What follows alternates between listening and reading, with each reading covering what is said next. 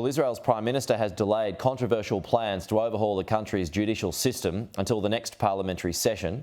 The proposed changes, which would give the government power to appoint Supreme Court judges and override court rulings, has sparked weeks of mass protests. In all its 75 years, Israel has never seen a day like this. Hour by hour, through the morning, the protests on the streets grew and the country quickly started to shut down. Flights taking off from the international airport were stopped because staff walked out.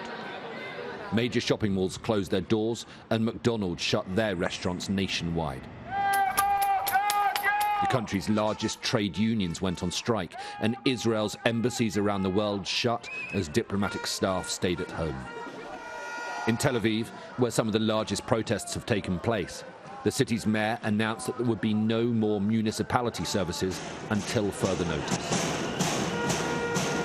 Israel's political centre around the Knesset parliament in Jerusalem was gridlocked, inside and out.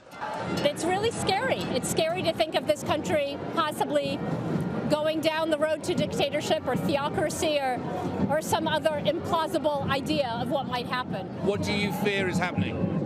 A war. A war for democracy? Yes. It might be a turning point. Why? Things that happened in the past few days they've never happened before. Benjamin Netanyahu was out of sight, locked in talks with his coalition ministers, boxed into a corner of his own making. It's now almost 5 o'clock in the afternoon, almost 6.5 hours after Benjamin Netanyahu was rumoured to be giving a statement and calling a halt to the legislation. And yet, apart from a short tweet urging for the protests to be peaceful, which they are, we've heard nothing.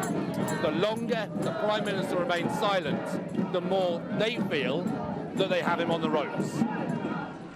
Eventually, almost exactly 24 hours after he sacked his defence minister and sparked this crisis, Netanyahu went on national television and took aim at those who oppose him. There is one minority that is willing to tear this country to pieces. It behaves with violence, ignites fires, threatens to hurt politicians and inflames civil war.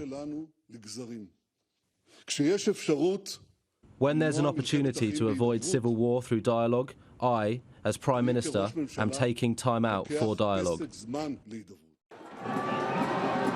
This is the first time the government has given an inch to the pressure of the protests.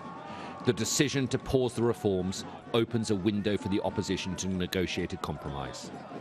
But the reforms haven't been halted, and so the protests won't stop.